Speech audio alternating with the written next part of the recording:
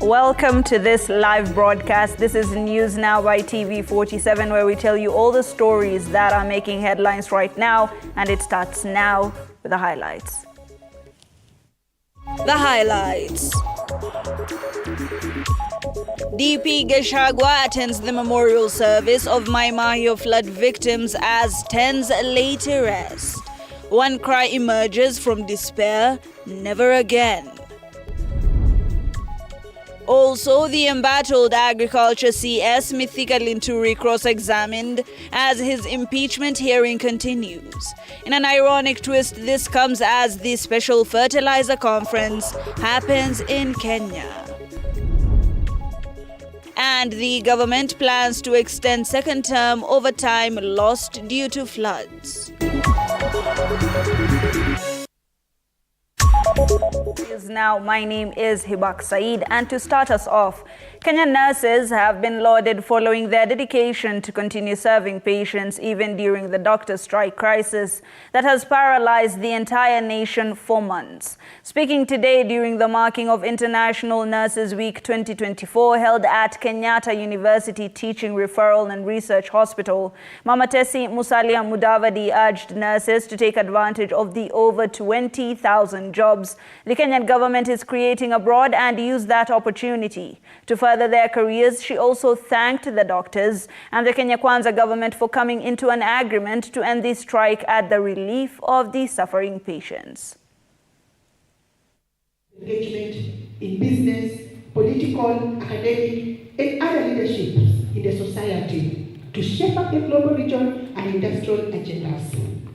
Ladies and gentlemen, the future of healthcare is linked to the empowerment of nurses, redefining the value of nursing through strategic investment to yield economic. I looked forward to this day, and many preparations led to the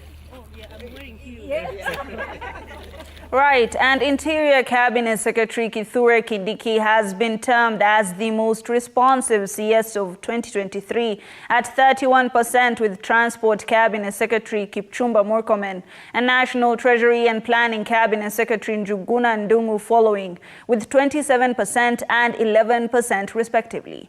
The poll that was conducted by Mizani Africa has also placed Investment, Trade and Industry CS Rebecca Miano as the most improved from 54% to 72.3%. Among the top 10 best performing cabinet secretaries are Trade CS Rebecca Miano, Interior CS Kithure Kindiki, ICT and Digital Economy CS Eliud Owalo, who had 72.3%, 68.4% and 63.4% respectively. A number of Kenyans who participated in the polls have also predicted the likelihood of Governor Anne Waiguru, CS Rebecca Miano, Governor Cecily Mbarire, and Governor Gladys Wanga to be President William Ruto's running mate come 2027 if he is to keep his recent promise to women of Kenya.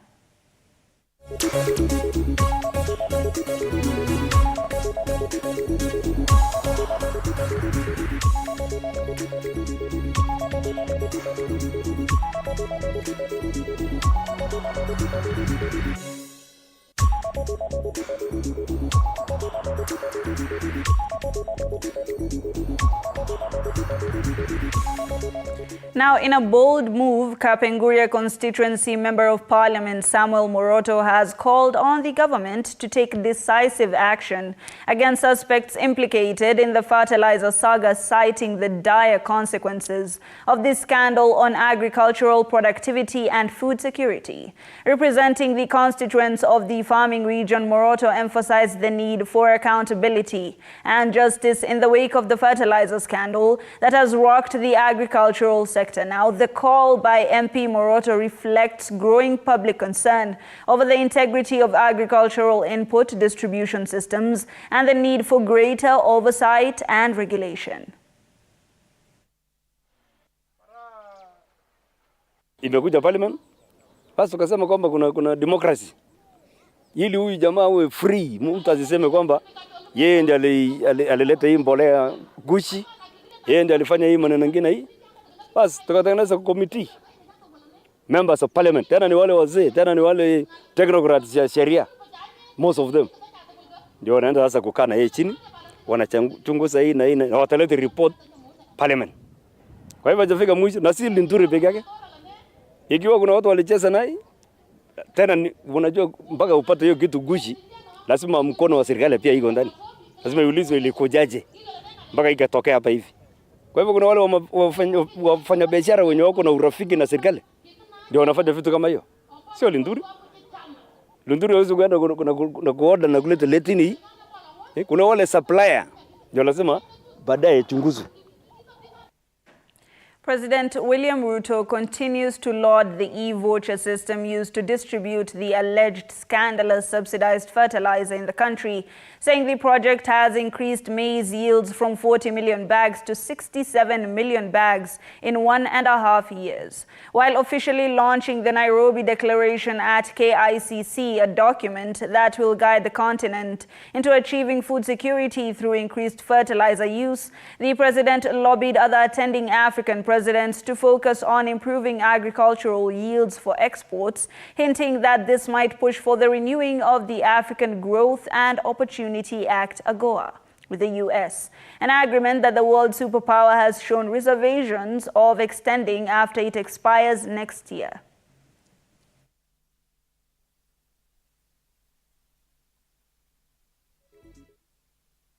My case is made even more irrefutable from evidence from Kenya's own intervention. Let me say this. A year ago, our agricultural production, especially of maize, was about 40 million bags. With the use of fertilizer in the last 1.5 years, adequate, crop-specific fertilizer that we used, e-voucher, technology-based e-voucher, we have increased our agricultural production of maize from 40 million bags to 67 million bags in one season, just because of the correct use of fertilizer. In addressing one of the root causes of low productivity in agriculture, hunger and food insecurity. In fact, by being here, we are tackling one of the chief pillars of the high inflation that drives and deepens poverty in Africa. Regrettably, low fertilizer use and the poor soil health continue to undermine sustainable agriculture production and productivity, particularly among our communal and smallholder farmers. Farmers in Nyandarua can breathe a sigh of relief after the Norwegian government, through the Ministry of International Affairs, promised to support agriculture activities in the county. Now, Norway's Minister of International Development, Anne Bith, recently visited farmers' groups in Tulaga and Jambini in Kinangop constituency. She assured farmers that the Norwegian government will provide them with good farming techniques, machinery, and even market support.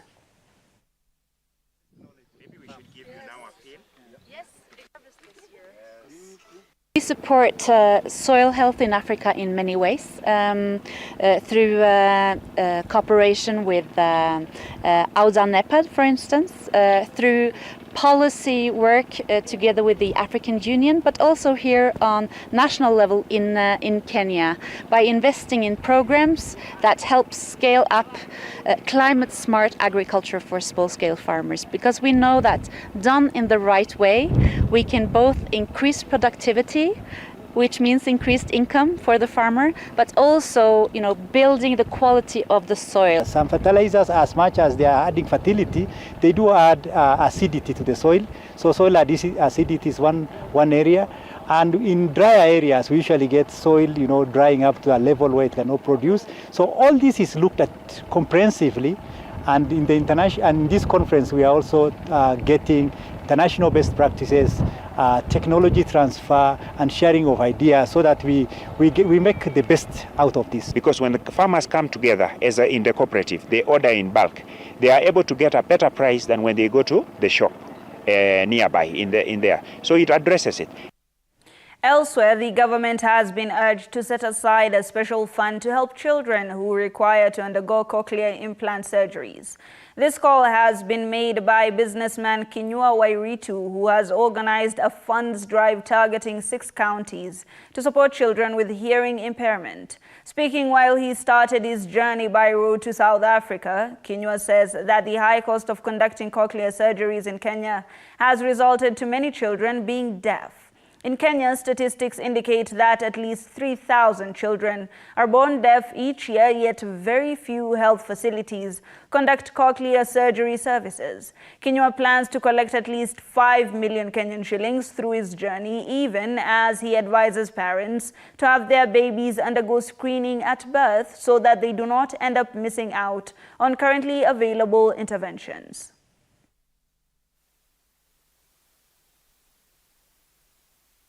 We shall raise funds ambazo zitasaidia watoto ambao hawasikii, wale wako na cochlear problem.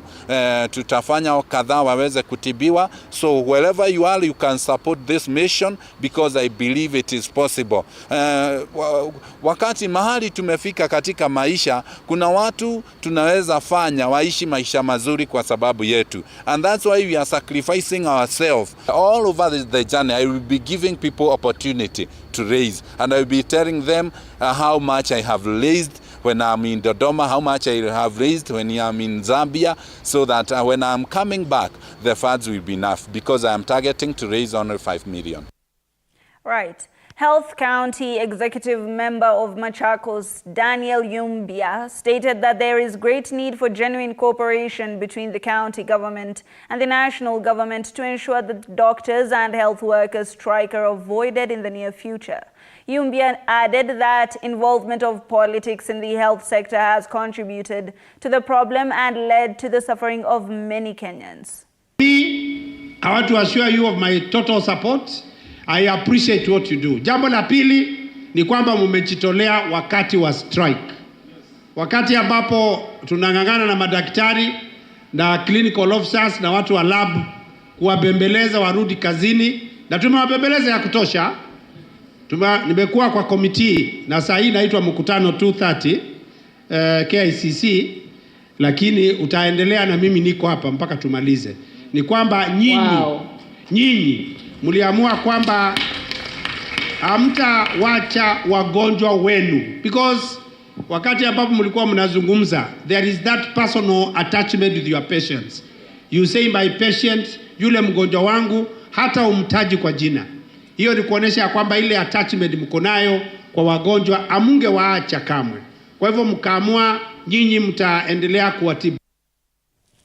Kwale County Governor Fatuma Achani has asked the national government to increase the allocation of county funds so as to resolve the frequent strikes by health workers. Speaking during a nurses and midwives celebration at Mvindeni Clinic in Ukunda Town, Kwale County, Achani urged the members of the National Assembly and Senate members of Parliament to ensure that the counties get enough allocation of funds so as to provide essential services to the people.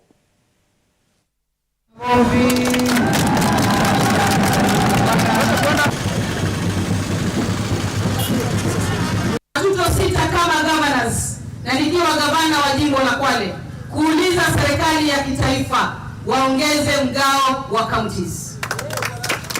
Kama hizi huduma za afya ziboreke vizuri, ziboreke zaidi ya vile ambavyo tulizipata, na kila mtu anajionea ndani ya jimbo hili. Wakati huduma zilikuwa zinatoka national government before 2013, hatukuwa na facilities nyingi, hatukuwa na wahudumu wengi, services hazikuwa vile zilivyo sasa hivi. Kumaanisha ugatuzi umeleta huduma zimeboreka zaidi, lakini kitu tunahitaji zaidi ili mimi niweze kuajiri wahudumu zaidi, ni lazima resources nazo pia ziongezeke kwa counties. Ndio pale tunauliza senators wetu, wabunge, wakati wanakalia mswada wa revenue na ugavi wa pesa kwa counties, waangalie zile huduma ambazo counties wanapeana. And on that note, we take a very short breather. We'll be right back with more news.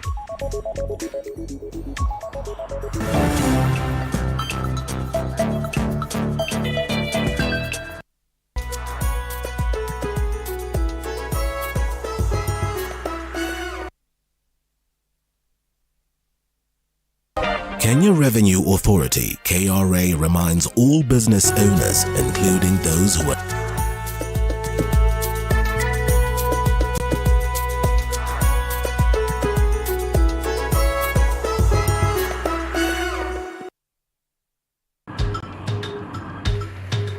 na safari hii katika Mfahamu Kiongozi tutakuletea viongozi aina mbalimbali. Nikuwe na Nisani kama 10 na pia nikuwe menua minibus. Minibus niko niwa. Kushinda unaangalia simu ya mzee. Soma Biblia ama ingia kwa washroom ujisugue. Mpaka nimetoa hivi. I don't know whether any of my children would want to get into the political field. Sijajua bado. Kila Alhamisi saa 1:30 kuendelea.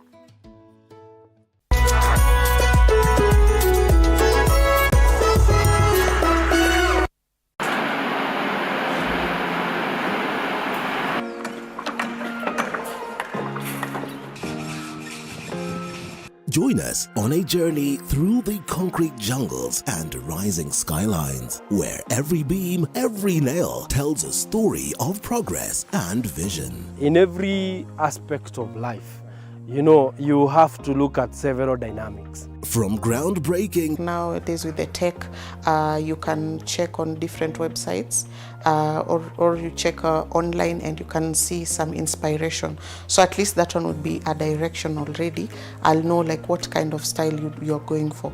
To finishing touches, witness the dedication of the hard-working teams who bring these ambitious dreams to reality. The Realtor, Tuesdays at 6:30 p.m.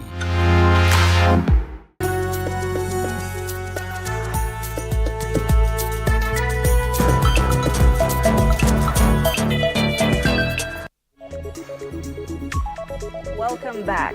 The Red Cross and Busia County government have teamed up to ensure that students in the flood-affected areas of Budalangi constituency can attend school without hindrance. In an effort to make this possible, several boats have been deployed in the marooned areas to help students cross the floods.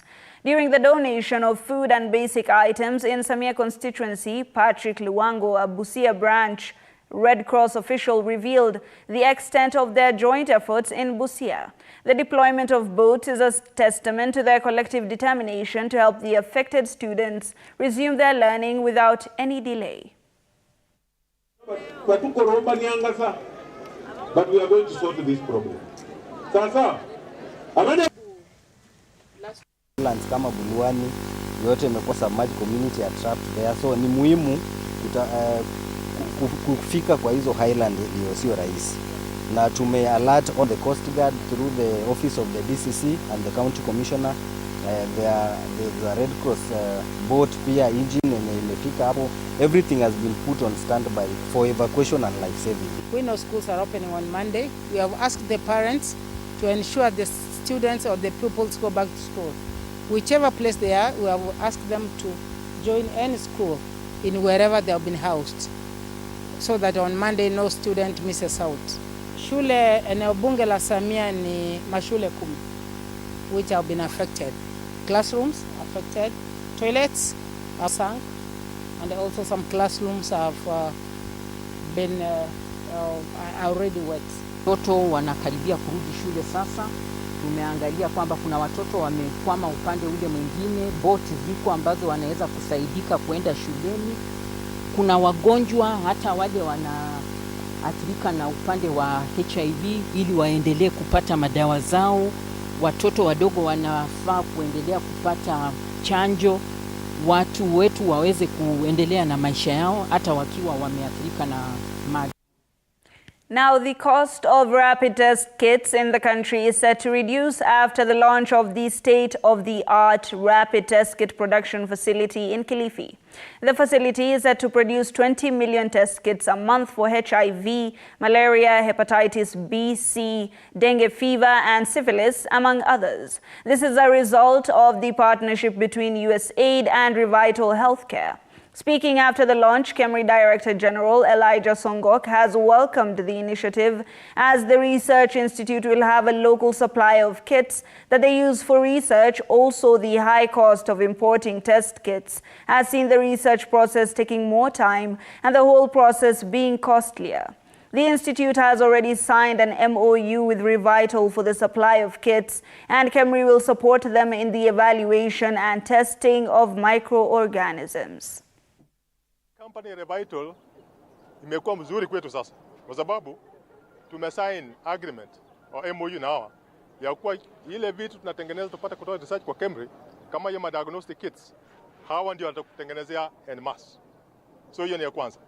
Na wakitengeneza en masse hizo sasa KEMSA iko hapa na KEMSA ndio itachukua. So hiyo ndio ya kwanza. Ya pili, vitu zinatengenezwa hapa tena wako na R&D hapa. Na sisi vile tunafanya ni tuna support hawa kufanya hii inaitwa evaluation.